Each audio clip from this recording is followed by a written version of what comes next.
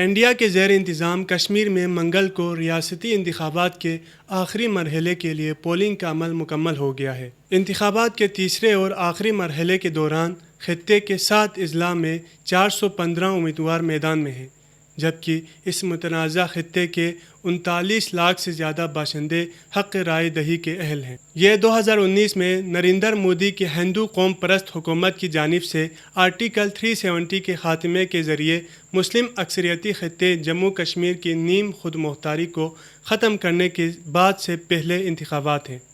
منگل کو ہزاروں مسلح فورسز کے اہلکار پولنگ والے اضلاع میں اور 5000 سے زیادہ پولنگ اسٹیشنوں کی حفاظت پر مامور ہے، جہاں ووٹ ڈالنے کے لیے تمام اسٹیشنوں پر ووٹرز کی لائنیں لگی ہیں۔ خطے کے چیف الیکٹورل آفس نے بتایا کہ منگل کی صبح 11 بجے تک تقریباً 28% ٹرن آؤٹ ریکارڈ کیا گیا۔ پاکستان سے نقل مکانی کر کے جموں پہنچنے والے ہندو پناہ گزین پہلی بار ریاستی انتخابات میں ووٹ ڈال رہے ہیں۔ ووٹ ڈالنے والے پاکستانی ہندو پناہ گزین اکرم چودھری نے امریکی خبر رساں ادارے ایسوسی ایٹ پریس کو بتایا، یہ ہمارے لیے دیوالی جیسا موقع ہے۔ اسی طرح 76 سالہ ستپال چودھری نے کہا، ہمارے بچوں کا مستقبل محفوظ ہوگا اور اب وہ مقامی معاملات میں اپنا کردار ادا کریں گے۔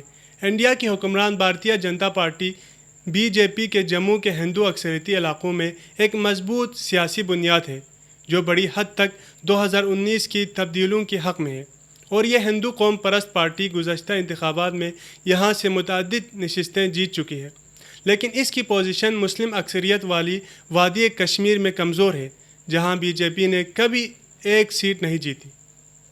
مودی کی جماعت نے وادی کی 47 سیٹوں کے لیے صرف 19 امیدوار کھڑے کیے ہیں، جبکہ وہ جموں کی تمام 43 سیٹوں پر الیکشن لڑ رہی ہے۔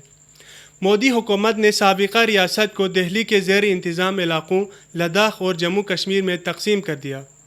اس اقدام کے بعد ہزاروں افراد کو گرفتار کیا گیا، شہری آزادیوں کو سلب کیا گیا اور ذرائع ابلاغ پر قدغنیں لگائی گئیں۔